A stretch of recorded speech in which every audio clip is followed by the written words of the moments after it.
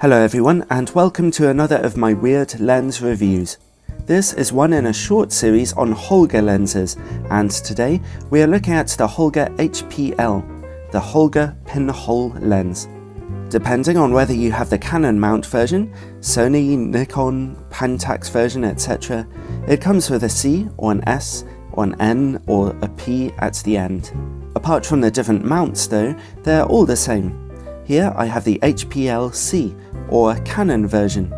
It's available for £15 or about $20 US. The lens has no optics whatsoever. It is literally just a pinhole at the bottom of a moulded piece of plastic, no moving parts, no nothing. It has no filter thread for filters. Its focal length is about 38mm, and the pinhole itself is 1/4 millimeter in diameter, which gives this lens an astonishingly dark aperture of approximately f152. To put it another way, your camera's kit lens can let in about 1,000 times more light than this thing does. Pinhole photography is historically significant, but as this lens proves, it's not a lot of fun today. Because of that incredibly dark aperture, you get a huge depth of field, but you'll need to take a tripod with you everywhere you go because you need to use such slow shutter speeds to get your pictures, even on a bright, sunny day. If you're shooting indoors, you'll need shutter speeds of at least around 5 seconds, often more. Another problem is that the dark aperture means you can't see through your camera's viewfinder, and even using live view mode is difficult as your camera struggles to give you an image using such a tiny trickle of light. Your camera will also often struggle to get good white balance with this attached to the front of it. As you may have noticed already from my sample pictures, this lens is soft, crazy soft. Here's my normal test scene, if you can make it out. Some people find it interesting that you can get any kind of picture at all using just a pinhole in front of your camera's sensor. And it is interesting for a minute or so, until you have to really deal with the picture quality. You get a very slightly better picture if you use this toy on a full frame camera, although unfortunately the picture doesn't quite fill your sensor's image frame. Shooting at f152 means that a new and fascinating world of dust on your camera's sensor will be revealed to you.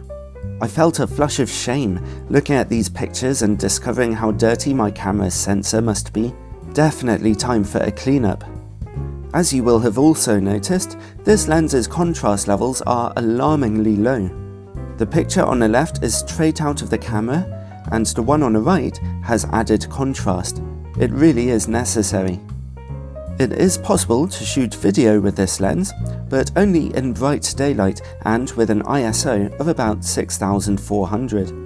The soft image and high ISO graininess strongly reminds me of shooting on Super 8 cine film for fun while I was at university.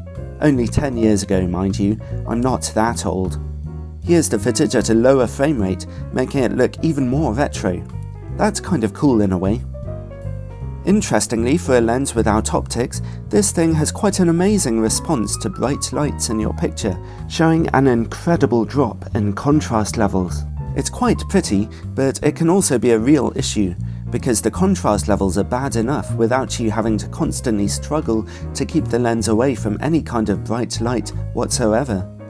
Ultimately, I thought this lens might be fun to try out, and it was a slightly interesting diversion for a short while. But I should have figured out that trying to work with an f152 lens and getting miserable results for my efforts would not feel rewarding. Holga's other products are certainly a lot more enjoyable. Some people might find pinhole photography appealing or subversive somehow, but your pictures do end up looking softer than a padded swimming pool full of marshmallows and teddy bears. So I can't really recommend this lens for anything much.